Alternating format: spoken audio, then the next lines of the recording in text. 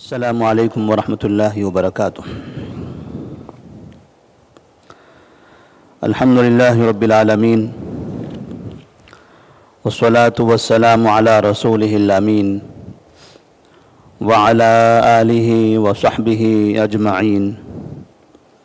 ومن تبعہم بإحسان الی یوم الدین، اما بعد۔ سیرت النبی صلی اللہ علیہ وسلم کے اس سلسلے دروس میں آج کے درس کا عنوان ہوگا جنگ خیبر کی شروعات سے پہلے ایک دن نبی کریم صلی اللہ علیہ وسلم کا عمل۔ آپ صلی اللہ علیہ وسلم ماہ محرم سن 7 ہجری میں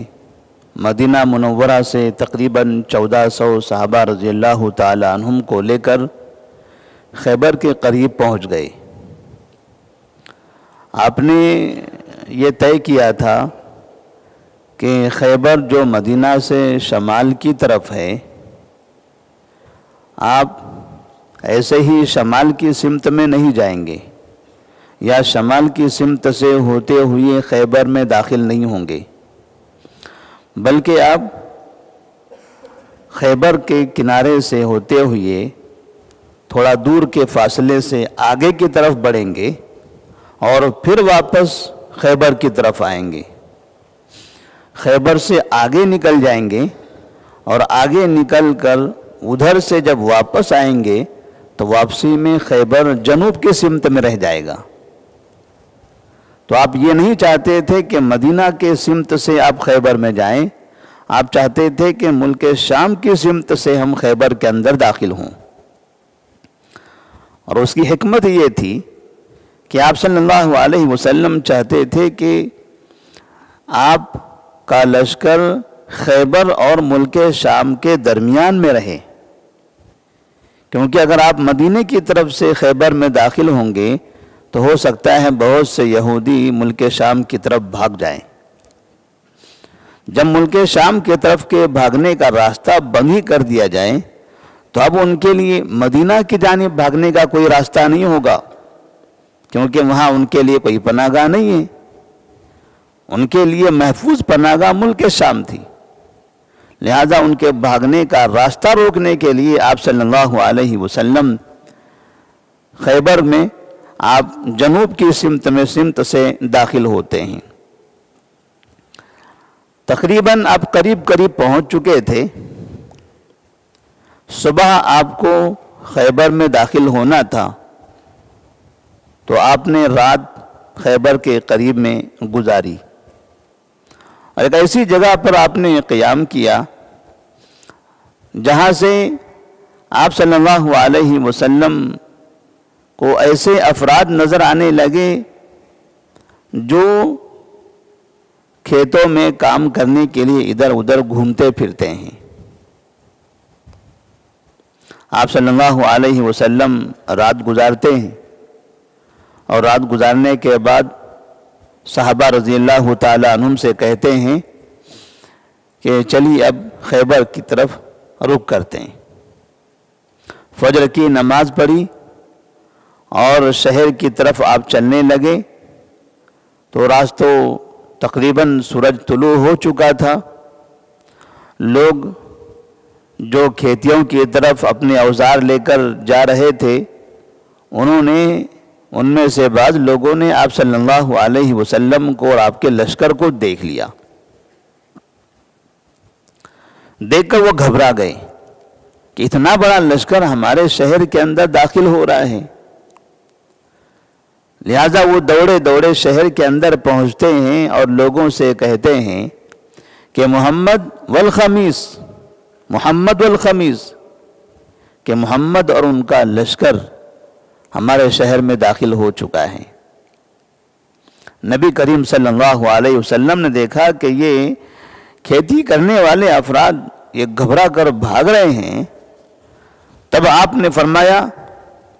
اللہ اکبر، خربت خیبر، اللہ اکبر خربت خیبر انا اذا نزلنا بساحت قوم فساء صباح المنذرین۔ اللہ اکبر آپ نے کہا تعجب میں، اور ساتھ میں آپ نے اس بات کی اطلاع دی کہ اب خیبر برباد ہو گیا، خیبر کی تباہی اب قریب آ گئی۔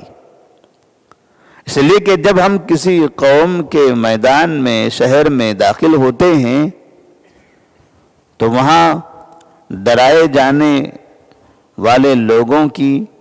صبح خراب ہو جاتی ہے، ان کا وقت خراب ہو جاتا ہے۔ اب یہاں ان کا وقت خراب شروع ہو چکا ہے۔ خربت خیبر، خیبر کی بربادی کا وقت آ گیا۔ آپ صلی اللہ علیہ وسلم صحابہ رضی اللہ تعالی عنہم کو شہر میں داخل کرنے سے پہلے ایک ایسی جگہ پر روک دیتے ہیں کہ جہاں روکنے کے بعد آپ سے صحابہ رضی اللہ تعالی عنہم میں سے حباب بن منذر رضی اللہ تعالی عنہ نے فرمایا، یا رسول اللہ صلی اللہ علیہ وسلم، یہ سامنے نطات نامی علاقہ ہے جہاں پر یہودیوں کے بڑے قلعے ہیں، وہ اوپر سے ہمیں دیکھ رہے ہیں، اتنا قریب ان کے ہم جا کر رکے ہوئے ہیں جہاں سے وہ ہمیں دیکھ رہے ہیں، ہم انہیں نہیں دیکھ پا رہے ہیں۔ اور یہ ایسی جگہ ہے کہ جہاں سے وہ لوگ ہم پر حملہ کر سکتے ہیں، ہم ان پر حملہ نہیں کر سکتے۔ یہ زمین پست ہے اور قلعے اونچے ہوتے ہیں، اگر انہوں نے اوپر سے کسی بھی وقت ہم پر حملہ کر دیا تو پھر ایسی صورت میں یہ ہمارے لیے محفوظ جگہ نہیں بن سکتی۔ آپ صلی اللہ علیہ وسلم سے وہ فرماتے ہیں کہ یہاں پر قیام کرنا یہ اللہ تبارک و تعالیٰ کی حکم سے ہے یا آپ کی اپنی رائے سے ہے؟ جنگی تدبیر میں جس طرح سے ایک فوجی کمانڈر کسی چیز کا اختیار کرتا ہے، کیا اسی اعتبار سے ہے یا اللہ تبارک و تعالیٰ نے آپ کو اس جگہ پر رکنے کے لیے کہا ہے؟ آپ صلی اللہ علیہ وسلم نے فرمایا، یہ میری طرف سے ہیں، یہ جنگی تدبیروں میں سے میں نے اس جگہ کا انتخاب کیا ہے رکنے کا۔ حباب بن منذر رضی اللہ تعالیٰ عنہ فرماتے ہیں تو آپ کے لیے میرا مشورہ ہے کہ یہ جگہ نہ رکیں، اس جگہ سے ہٹ کر ایک دوسری جگہ ہے، اگر وہاں جا کر ہم رکتے ہیں اور وہاں سے پھر حملہ شروع کرتے ہیں تو یہ زیادہ بہتر ہوگا۔ نبی کریم صلی اللہ علیہ وسلم کو حباب بن منذر رضی اللہ تعالی عنہ نے یہ مشورہ دیا تو آپ صلی اللہ علیہ وسلم نے مشورہ قبول کر لیا، کہا ٹھیک ہے۔ آپ لوگوں میں سے بہت سے ایسے لوگ ہیں جو جنگی تدبیریں جانتے ہیں، جنگ میں میدان کیسا ہونا چاہیے اور کس طرح سے اس میں اپنے آپ کی حفاظت کے لیے طریقے اپنانا چاہیے، یہ آپ میں سے کچھ لوگوں کو تجربہ ہے، مجھے اس کا تجربہ نہیں ہے، تو یہ انتخاب میں نے اپنی طرف سے کیا ہے، اگر اس سے بہتر کوئی جگہ ہے تو ہم وہاں نکل پڑتے ہیں۔ نبی کریم صلی اللہ علیہ وسلم کو اس سے بہتر جگہ بتا دی گئی، آپ صلی اللہ علیہ وسلم نے فوراً قبول کر لیا اور اس طرح سے اس جگہ کو آپ نے چھوڑ دیا۔ اس کے بعد جب اب آپ دیکھ رہے ہیں کہ خیبر کا علاقہ قریب ہے اور اب اس جگہ سے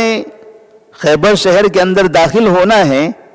تو داخل ہونے سے پہلے آپ صلی اللہ علیہ وسلم نے صحابہ رضی اللہ تعالیٰ عنہم کو روک لیا کہ آج کی جو صبح ہے، اب یہ صبح خیبر والوں پر حملہ ہونا ہے، ابھی ہم حملہ کرنے کے لیے جا رہے ہیں، اس سے پہلے ہم دعا پڑھ لیں۔ آپ صلی اللہ علیہ وسلم نے وہاں پر یہ دعا پڑھی، اللہم رب السماوات السبع وما اضلل، اے اللہ ساتوں آسمان کے رب اور ان چیزوں کے رب جس پر یہ ساتوں آسمان سایہ فگن ہے، ورب الارضین السبع وما اقلل، اور ساتوں زمین کے رب اور ان تمام چیزوں کے رب جس کو یہ ساتوں زمین اٹھائی ہوئی ہیں، ورب الشیاطین وما اضلل، اور شیاطین کے رب اور ان تمام کے رب جس کو انہوں نے گمراہ کیا ہوا ہے۔ فَإِنَّا نَسْأَلُكَ خَيْرَ هَذِهِ الْقَرْيَةِ، آپ صلی اللہ علیہ وسلم نے پہلے اللہ تبارک و تعالی سے اس طرح سے مدد مانگی، اللہ تبارک و تعالی کی قدرت، قوت، اس کا اظہار فرمایا، اور پھر یہاں سے سوال کرنا شروع کر دیا۔ اِنَّا نَسْأَلُكَ خَيْرَ هَذِهِ الْقَرْيَةِ وَخَيْرَ أَهْلِهَا وَخَيْرَ مَا فِيهَا، اے اللہ ہم تجھ سے اس شہر کی بھلائی چاہتے ہیں، اور اس شہر کے اندر جو بھلائیاں ہیں وہ چاہتے ہیں، وَخَيْرَ مَا فِيهَا وَخَيْرَ أَهْلِهَا، اور اس شہر کے لوگوں میں جو بھلائی ہے ہم وہ چاہتے ہیں۔ یہاں جو خیر ہوگا اے اللہ ہمیں اسی کی ضرورت ہے، ہمیں وہ خیر عطا فرما۔ وَنَعُوذُ بِكَ مِن شَرِّ هَذِهِ الْقَرْيَةِ وَشَرِّ أَهْلِهَا وَشَرِّ مَا فِيهَا، اور ہم تیری پناہ چاہتے ہیں اس شہر کی شر سے، برائی سے، یہاں کے لوگوں کی برائی سے، اور اس شہر میں جو برائیاں موجود ہیں، اس شہر میں جو فساد ہے، جو ہمارے لیے خرابی ہے، اللہ ان سب سے ہم تیری پناہ چاہتے ہیں۔ اس طرح سے نبی کریم صلی اللہ علیہ وسلم نے دعا پڑھی، اور پھر صحابہ رضی اللہ تعالیٰ عنہم سے کہا اقدموا بسم اللہ، چلیے اللہ کا نام لیں اور اب شہر میں داخل ہو جائیں۔ یہ ایک آخری مرحلہ تھا خیبر میں داخل ہونے کا، جہاں آپ صلی اللہ علیہ وسلم نے پہلے رات گزاری، پھر صبح اٹھ کر فجر کی نماز پڑھی، پھر ایک جگہ کا انتخاب فرمایا، اور پھر اس جگہ کو حباب بن منذر رضی اللہ تعالی عنہ کے مشورے سے تبدیل کر دیا، اور پھر داخل ہونے سے پہلے، آگے بڑھنے سے پہلے آپ نے یہ دعا کی، اور پھر لوگوں سے کہا اب شہر میں داخل ہوتے ہیں۔ اب شہر میں داخل ہونے کے بعد چونکہ وہاں کئی قلعے موجود تھے، خیبر قلعوں کا علاقہ تھا، تو آپ صلی اللہ علیہ وسلم نے ایک طرف سے ایک ایک کر کے قلعے فتح کیے، اور اس کا کیا طریقہ تھا، کیسے فتح ہوئی تھے، انشاءاللہ اس کا ذکر آئندہ کے درس میں کیا جائے گا۔ نبی صلی اللہ علیہ وسلم کے اس واقعے سے ہمیں ایک چیز یہ سمجھ میں آتی ہے کہ جب ہم کسی نئے شہر میں، نئی جگہ پر، نئے گاؤں میں داخل ہوں تو ایسی صورت میں ہمیں یہ دعا پڑھنی چاہیے، اللہم رب السماوات السبع وما اضلل ورب الارضین السبع وما اقلل ورب الشیاطین وما اضلل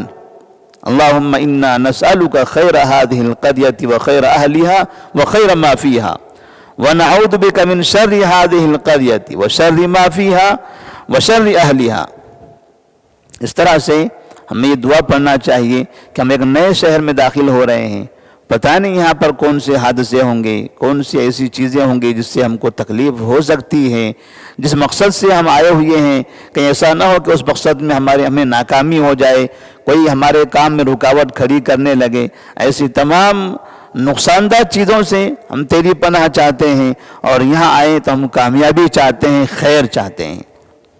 جیسے نبی کریم صلی اللہ علیہ وسلم کا یہ معمول تھا کہ آپ صلی اللہ علیہ وسلم کسی نئے شہر میں داخل ہوتے تو آپ صبح کے وقت میں داخل ہوتے، رات شہر کے باہر آپ گزار لیتے، اور صبح فجر کے بعد آپ صلی اللہ علیہ وسلم شہر کے اندر داخل ہوا کرتے تھے۔ اس کا مطلب کہ رات سفر میں گزر جاتی، اور جب شہر میں آ رہے ہیں تو صبح اس میں داخل ہو رہے ہیں۔ اور تقریباً ہم دیکھتے ہیں ہمارے اطراف میں جو سفر کرتے ہیں لوگ، آپ شہر کے اندر بھی دیکھیں گے جب صبح کا وقت ہوتا ہے، فجر سے پہلے یا فجر کے بعد بڑے ہائی پہ ہم کھڑے ہو جائیں تو بڑی بڑی گاڑیاں، باہر کے مسافرین اسی وقت شہر کے اندر آ رہے ہوتے ہیں۔ زیادہ تر باہر سے آنے والی گاڑیاں صبح کے وقت میں ہی شہر کے اندر داخل ہوتی ہیں، فجر کے وقت میں 7 بجے 6 بجے تک کی چلتے رہتی ہیں۔ جب دن شروع ہو جاتا ہے اس کے بعد پھر وہ ان کا آنا بند ہو جاتا ہے۔ اس کا مطلب رات وہ سفر میں گزارتے ہیں، کیونکہ رات کا جو سفر ہوتا ہے وہ سفر آسان ہوتا ہے دن کے مقابلے میں، اور وہ سفر مختصر ہو جاتا ہے دن کے مقابلے میں۔ نبی کریم صلی اللہ علیہ وسلم بھی اس طرح سے رات میں سفر کیا کرتے تھے، اور شہر کے اندر، گاؤں کے اندر صبح کے وقت میں داخل ہوا کرتے تھے۔ دوسری چیز اس واقعے سے یہ معلوم ہوتی ہے کہ آپ صلی اللہ علیہ وسلم اگر ایک انسانی اعتبار سے آپ کوئی فیصلہ کرتے، کوئی کام کرتے، اور صحابہ رضی اللہ تعالیٰ عنہم آپ کو کوئی مشورہ دیتے، تو آپ صلی اللہ علیہ وسلم صحابہ رضی اللہ تعالیٰ عنہ کے مشوروں کو قبول کرتے۔ کبھی ایسا ہوتا کہ آپ صحابہ سے مشورہ لیتے بھی تھے، کسی مسئلے کے لیے آپ صحابہ کو جمع کرتے اور ان سے مشورہ لیتے کہ بتائیے اس مسئلے میں ہمیں کیا کرنا چاہیے۔ جیسے جنگ احد کے، جنگ بدر کے جو قیدی تھے، 70 قیدیوں کو مدینے میں لایا گیا، تو آپ صلی اللہ علیہ وسلم نے ابوبکر صدیق، عمر فاروق رضی اللہ تعالیٰ عنہ کو بلایا اور دونوں سے پوچھا یہ اتنے 70 قیدی ہیں ہمارے پاس، کیا کرنا چاہیے ان کا؟ ابوبکر صدیق رضی اللہ تعالیٰ عنہ نے ایک مشورہ دیا، عمر فاروق رضی اللہ تعالیٰ عنہ نے دوسرا مشورہ دیا۔ اب جب دو لوگوں سے مشورہ ہو رہا ہے، اب یہ مشورہ لینے والا شخص یہ کیسے فیصلہ کرے؟ دو لوگ مشورہ دے رہے ہیں، دونوں کی رائے الگ الگ ہیں۔ اگر دو لوگ مشورہ دینے والے دونوں ایک رائے پر متفق ہو جاتے تو مشورہ لینے والے کے لیے آسانی ہو جاتی۔ جن سے مشورہ لیا جا رہا ہے وہ دو لوگ ہیں اور دونوں الگ الگ مشورہ دے رہے ہیں۔ نبی کریم صلی اللہ علیہ وسلم نے ابوبکر صدیق رضی اللہ تعالیٰ عنہ کے مشورے کو قبول کر لیا۔ بعد میں اللہ تبارک و تعالیٰ نے قرآن سے آیت نازل فرمائی اور نبی صلی اللہ علیہ وسلم سے کہا کہ آپ نے ابوبکر صدیق رضی اللہ تعالیٰ عنہ کے مشورے کو قبول کیا ہے، عمر فاروق رضی اللہ تعالیٰ عنہ کا مشورہ زیادہ صحیح تھا، ان کا مشورہ زیادہ صحیح تھا، آپ کو وہ مشورہ قبول کر لینا چاہیے تھا۔ جب اللہ تبارک و تعالیٰ نے اس طرح سے تنبیہ کی تو ابوبکر صدیق اور نبی کریم صلی اللہ علیہ وسلم بیٹھ کر رونے لگے، غم کا اظہار کہ ہم نے ایک درست قدم نہیں اٹھایا، ہمیں جس مشورے پر کام کرنا چاہیے تھا وہ مشورہ عمر فاروق رضی اللہ تعالیٰ عنہ کا تھا۔ بعد میں عمر فاروق رضی اللہ تعالیٰ عنہ کو پتہ چلا، وہ آئے، انہوں نے دیکھا کہ نبی رو رہے ہیں، وہ بھی رونے لگ گئے کہ آپ رو رہے ہیں تو پھر ہم بھی روئیں گے۔ بعد میں پوچھا وجہ کیا ہے رونے کی، تب بتایا کہ آپ کا جو مشورہ تھا اللہ تبارک و تعالیٰ نے آپ کے مشورے کو زیادہ درست بتایا۔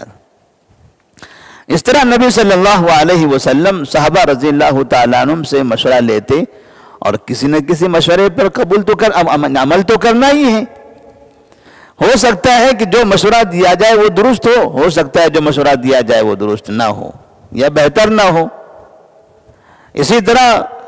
حدیبیہ کے مقام پر جب آپ نے صحابہ رضی اللہ تعالیٰ عنہم سے کہا کہ جائیے بال کٹائیے، قربانی کیجیے، ہمیں حدیبیہ کے مقام سے واپس جانا ہے، مکہ میں داخل نہیں ہونا ہے، صحابہ رضی اللہ تعالیٰ عنہم غم زدہ تھے، پریشان تھے، اتنا دور وہاں سے آئے ہوئے ہیں،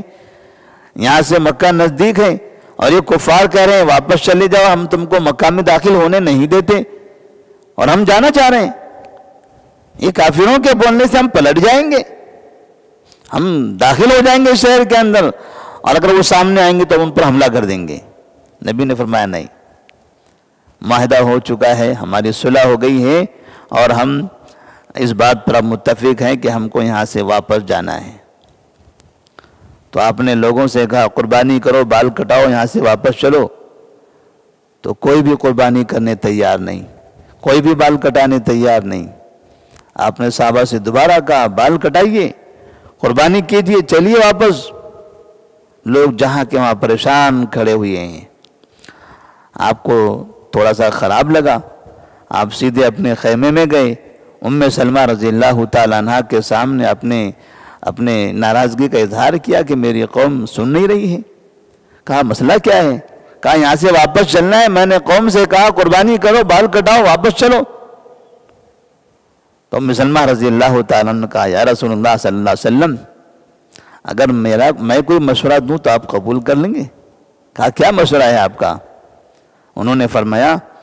آپ جائیے اپنے حلاق کو بلائیے، اپنے بال کٹوا لیجئے، کسی سے کچھ نہ کہیے، کسی سے کچھ نہ کہیے، آپ اپنے بال کٹوا لیجئے، جانور منگائیے، آپ قربانی شروع کر دیجئے۔ آپ صلی اللہ علیہ وسلم نے بیوی ام سلمہ رضی اللہ تعالیٰ عنہ کا مشورہ یہاں پر قبول کر لیا، اور پھر آپ باہر گئے خیمے سے، آپ نے بال کٹوائے، قربانی کیے، اور اس طرح سے جیسے لوگوں نے دیکھا کہ آپ صلی اللہ علیہ وسلم قربانی کر رہے ہیں، بال کٹا رہے ہیں، سب کے سب لوگوں نے اس پر عمل کرنا شروع کر دیا۔ یہ حقیقت میں نبی کریم صلی اللہ علیہ وسلم کا یہ اس بات کا اظہار تھا کہ اپنی قوم کے لوگوں پر اعتماد کرنا چاہیے۔ جو انسان بڑا ہوتا ہے نا، ایسا نہ ہو کہ بڑا انسان یہ سمجھے کہ بس میرا ہی دماغ سب سے بڑا ہے، میں جو کہہ دوں وہ فائنل ہوگا، میں جس کو صحیح کہوں وہی صحیح ہوگا، میں جسے غلط کہہ دوں وہ غلط ہوگا، قوم کا کوئی اعتبار نہیں ہے، یہ سب نچلے لوگ ہیں۔ ایسا انسان ناکام انسان ہوتا ہے، یہ سردار، یہ حاکم، یہ بادشاہ، یہ ذمہ دار انتہائی ناکام ہوتا ہے، اور کبھی زندگی میں قوم اس کے اوپر اعتماد نہیں کرتی۔ جب حاکم اپنی قوم پر اعتماد کرے گا، ان سے مشورے لے گا، ان کو بڑکپن دے گا، تو ایسی صورت میں ان کی قوم بھی بڑے کو بڑا سمجھیں گے اور ان کی اطاعت و فرما برداری کرنے لگیں گے۔ اس طرح حاکم اور محکوم دونوں کے درمیان تال میل باقی رہے گا۔ بعض مرتبہ ملکوں کی تباہی کی ایک بڑی وجہ یہی ہوتی ہے کہ حاکم ایک طرف ہوتا ہے، محکوم دوسری طرف ہوتے ہیں۔